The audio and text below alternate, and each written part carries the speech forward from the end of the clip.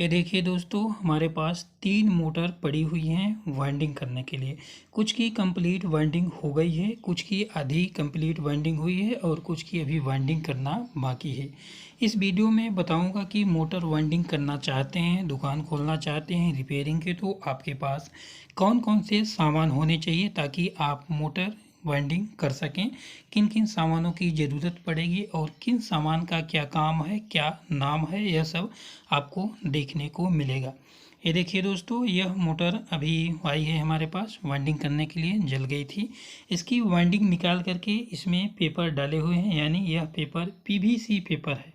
ये देखिए, जब मोटर वाइंडिंग नहीं हुई रहती है तो इसी तरह से दिखाई देती है। इसकी देखिए, इसकी आधी वाइंडिंग हो गई, यानी रनिंग वाइंडिंग इसकी कंप्लीट है और इसमें अभी स्टार्टिंग वाइंडिंग करना बाकी है।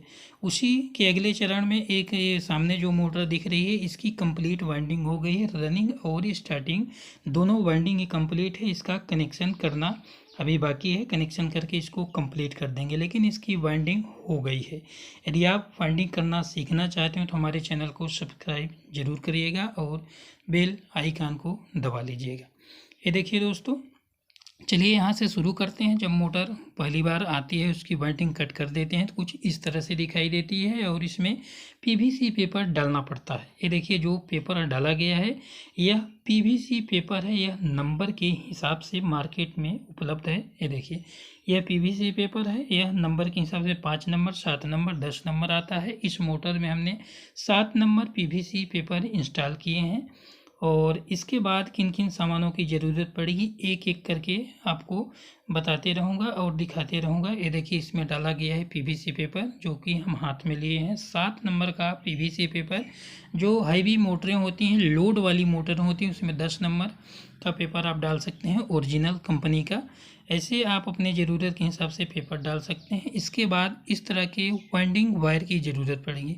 पहले तो वाइंडिंग कट करने के बाद पीवीसी पेपर डालना है और इस तरह से वाइंडिंग वायर की ज़रूरत पड़ेगी। जो वाइंडिंग करने के लिए वायर यूज होता है वो वाइंडिंग वायर है। यह कापर का होता है, जो नंबर के हिसाब से मोटा पतला हर मोटर में अलग अलग लगता है। और इस तार को गेज करने के लिए इस तरह से या तो चक्री वाला आपके पास मीटर होना चाहिए, गेज मीटर, या फिर आपके पास माइक्रोमीटर इस तरह से होना चाहिए। तभी आप क्लियर पता कर पाएंगे किस मोटर में कितने नंबर का वायर लगा है और उतने ही नंबर का वायर आप अपनी दुकान पर मंगवा सकते हैं। ये देखिए, इस तरह के माइक्रोमीटर का होना ज़रूरी है। पीवीसी पेपर, वाइंडिंग वायर और माइक्रोमीटर तार को गेज करने के लिए, नापने के लिए ज़रूरी होना चाहिए। इसके बाद अगले चरण में इस तरह का फर्मा होना चाहिए, जो कॉइल बनाई जाती है। आप इसको सेट करके जितना लंबा चाहिए, छोटा बड़ा, जैसी मोटर आपके पास है, कोई भी मोटर है, इस तरह से छोटा बड़ा फर्मा है तो आप इस फर्मे पर कॉइल को लपेट करके, जो कॉइल इसके अंदर डाली गई है, इसी को इस फर्मे पर बनाते हैं। बगैर फर्मे का आप कॉइल नहीं बना पाएंगे, इसलिए इस फर्मे की भी ज़रूरत पड़ेगी आपको। यदि वाइंडिंग करना चाहते हैं, वाइंडिंग सीखना चाहते हैं और वाइंडिंग की दुकान खोलना चाहते हैं तो फर्मे की भी ज़रूरत पड़ेगी। यह फर्मा है। और अगले चरण में देखते हैं। यदि हमारे द्वारा दी गई जानकारी, इस वीडियो की जानकारी अच्छी लगे तो वीडियो को लाइक ज़रूर करिएगा। देखिएगा, इस तरह से वाइंडिंग होती है।